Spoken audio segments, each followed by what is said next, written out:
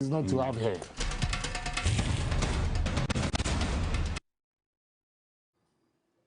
Bismillahir Rahmanir Rahim. Alhamdulillah Rabbil Alameen. Hasbanallahu wa ni'mal wakeel.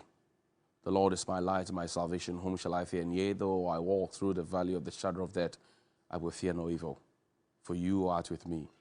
Thy rod and thy staff, they comfort me. Thou preparest the table before me in the presence of my enemies. You anoint my head with oil. My cup overflows. And surely goodness and mercy shall follow me all the days of my life. And I will dwell in the house of the Lord forever and ever. Amen. Assalamu alaikum. Juma Mubarak to all our Muslim brothers and sisters. Welcome to Johnny's Bite. Shraj and the Ghana Statistical Service released their report, corruption all over the place. 5 billion paid in corruption, more than 17 million times. The people have started denying. Some said some people should have made the list. They're asking why the press is not part, why fire service is not part. They're asking why, other institutions are not part. What freaked me yesterday was that I saw the BNI or NIB. I mean, if you and I had an issue and, we were being investigated, the police and the NIB will investigate us. Now, they are part of the top 10 of corrupt institutions in the country. Question is, are we safe? Who watches the watchman? Because if the watchman himself has been captured in that, that corner, then it raises a critical issue. It raises a very, very, very big issue that we need to, as a country, come to the middle and start fixing. But that's an introduction. This morning, I want to take you to Tamale.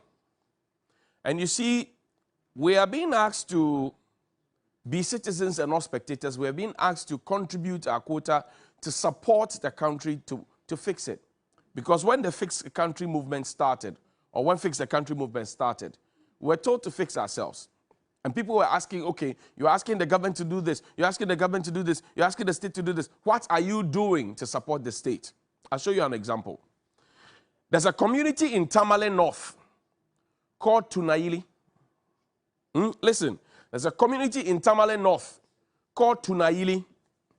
You have a road. It is like a stream. Water passes at knee level. The neighbors in that community came together. They bought 10 trips of sand and stone and hired a grader to level it on the road. Listen to me well. The people in Tunaili, in Tamale North, they saw a problem. They saw the street. It had become like a stream. Water almost at the knee level. Then they decided that, look, let's pull our resources together and then buy 10 trips of sandstone, coarse aggregate, whatever it is, and then put it on it. Hire a grader, pay them money, let them come and level it. When they did what they did, they realized that it was still not enough. Now, Danny, you will have to be showing the pictures and the videos so that people get a sense of what I'm talking about.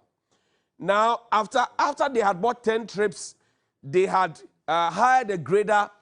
They wrote to the Sanarigu Assembly to support them with 5 trips. So the people in the neighborhood who paid their property rate, who paid their business operation permit, who paid their e-levy, who paid their VAT, who paid their NHIL levy, who paid their get fund levy, who paid all the things that they are asked to pay.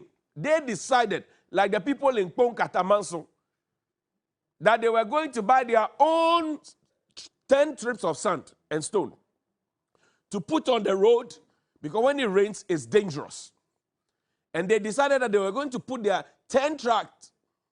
They hired a grader to level it. But when they finished, they realized that it was not enough. So they called on the Sanarigu Assembly to support them with only 5 trips to help them link it to the main road that links the cemetery that they never called us. They never ever called them.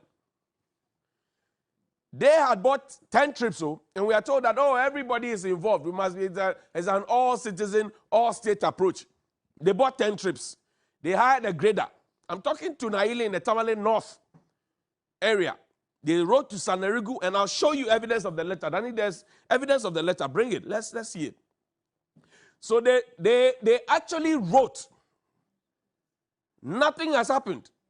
If the assembly will respond to them tomorrow, I don't know. But you see, when you ask people to also participate in governance, and people put their resources together to decide that they are going to help. Now, this is the letter they wrote. The Municipal Chief Executive, Sanarigu Municipal Assembly, Tamale, Northern Region, 10th of June, 2022. That was when they wrote. What's today's date? Exactly. 1 month, right? Now, it says, appeal for support to secure livelihoods from perennial floods and improve access to North Tunaili.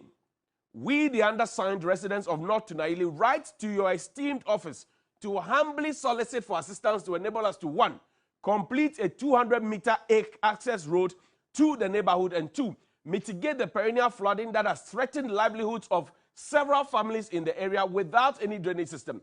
We have already bought 10 trips, 10-wheeler of gravel, and paid for a grader to level some of it. The estimated cost is 12,000 cedis, borne through voluntary contributions. We humbly appeal to you, your august office, to assist us with the following. 1, 5 trips of gravel, 10-wheeler, grader services to level the gravel and create gutters to channel away rainwater.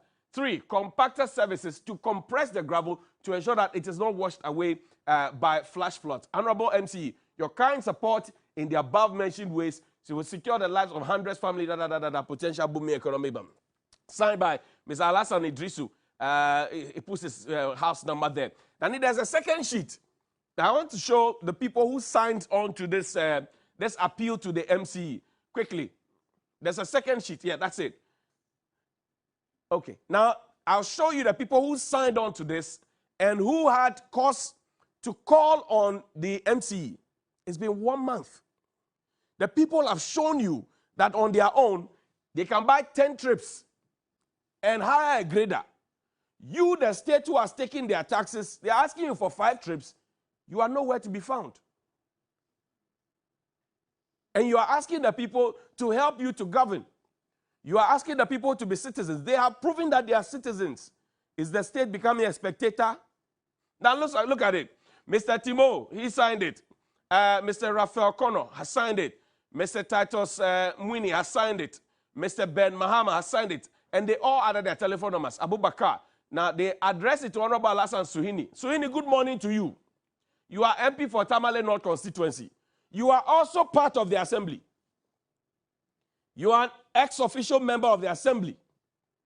Are you suggesting to me that you have not had an assembly meeting and have not seen this request by the people?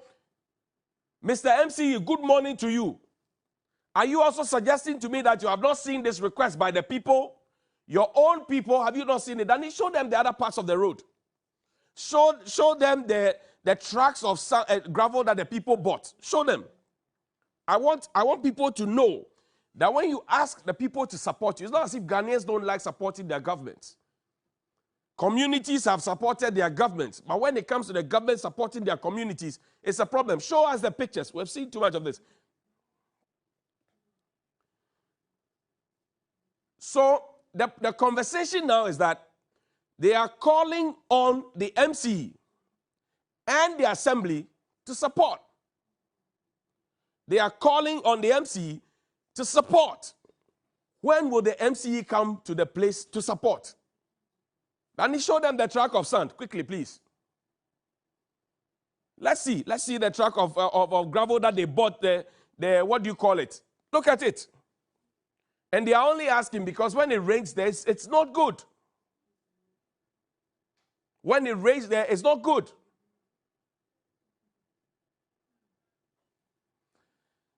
So, it's in the Tamale North constituency and the Sanarigu Assembly. They themselves stated it in their letter. The Tamale North constituency and the Sanarigu Assembly. It's there. It's in their letter. Now, let's go to the Ashanti region. So, good morning to you, MCE. Good morning to you, Alassane Suhuyini. Good morning to you, all the chiefs and elders in the place. Your people are calling on you. Then they take me to Kumasi Sofo line, same road. Sometime last year, you would notice that the rains came and then it affected the Sofo line interchange there. There are reflection tapes and barricades that were put in the middle of the road to ward off people, to show that there's danger ahead. That's what you see. Last year, as we speak today, today, nothing has changed. If you have been using that road, you will know. The motorists were being warned by these things. Up until date, nothing has happened. Nothing has been done. So now when you ask the people to support you, and you tell the people that you will protect them, and then now the situations that you have, are we suggesting that such a road, and you know what happens when it starts like this and you don't fix it, it starts caving in, you don't fix it, the problem becomes bigger. And then now we go and say, oh, give us the permission to go and contract a loan to come and fix it. And then the loan will have to be paid, and an interest on the loan will have to be paid, and the people bear the burden. So children that are yet to be born will come and meet costs that they never participated in creating. This is Sofoline. And I'm just bringing you these things because the whole argument was made that, oh, when you pay your e-levy, everything will be done. People are paying e-levy. In fact, we were told that when you pay the e-levy, we won't go to IMF. It failed. Now, we are paying e-levy. We have gone to IMF. The promises that were made with e-levy, oh, when e-levy comes, your food is sorted. When e-levy comes, contractors will pay. When e-levy comes, then he showed them that picture. Sofoline. Sofoline. That's where it is, Sofoline. And you're asking yourself, so what's going on? Such a major road. It's just like the Circle Dubai interchange. Such a major road. So imagine that I don't know. I am a tourist traveling from Burkina Faso. I decide to come by road, and I decide that I'm going to use just the highways. And I'm running at top speed because there's a speed limit that I'm within those limits. And this is what I meet. And it's been years since last year. That's my concern. If it happened just a week or two ago, I wouldn't have a problem. But it's been there since last year. That's the conversation. The place around Tunayili in the north that I showed you, it's also been there for a long time. Why? Is it just the roads that leads to the houses of the big people that must always get asphalted? And sometimes you go to those neighborhoods, the place has been asphalted, but when they are doing re-asphalting somewhere, then they come and add on to it. So you find that the roads in their areas, very, very thick asphalt. Meanwhile, on your road, there's no asphalt. Go to Kaneshie, Bubuashi Dakuman. The road that connects from Bubuashi onto Dakuman. Such a major road. Ablekuma North Assembly. Good morning to you. Such a major road. It's an eyesore. Monday, I'll bring that to you. And I've seen what you have tried to do at Kaneshie First Light, Okankwe South Sub-Metro. I've seen what you have tried to Okankwe Sub-Metro. I've seen what you have tried to do at Kaneshie First Light after I brought that issue to you. And it's pathetic. We have put this down. Slow down. Potholes ahead. We are happy to announce to the people that there are potholes ahead. We know there are potholes, but we are not willing to fix the potholes. What kind of a people are we? What kind of a people are we? This one too, we are expecting people to go and buy maybe 5 trips of sand, go and start filling it, or 5 tanks of bitumen, start filling it, and then we will come back and say, oh, well, this is the conversation. We cannot help you. I am not too happy. I am not too happy. So good morning, the MCE around the Sofoline area. Good morning to you.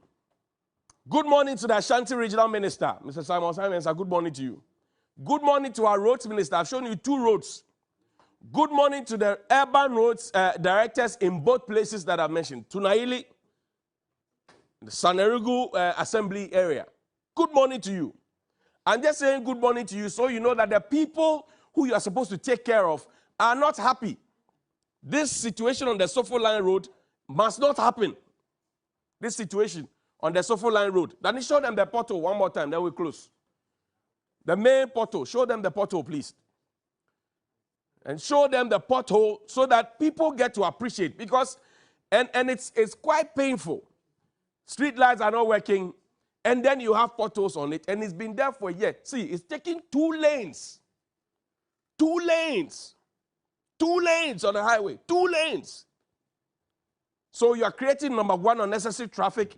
You are wasting everybody's time. You are putting people's lives in danger. What it means that it will affect economic activity, because if I have to travel on that road for like 1 hour to get to a destination, I spend more hours on that road.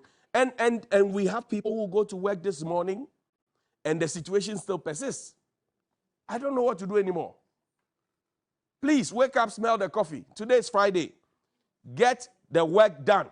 At least today when you go, make sure that some work is done on these two things that I've showed you. Good morning.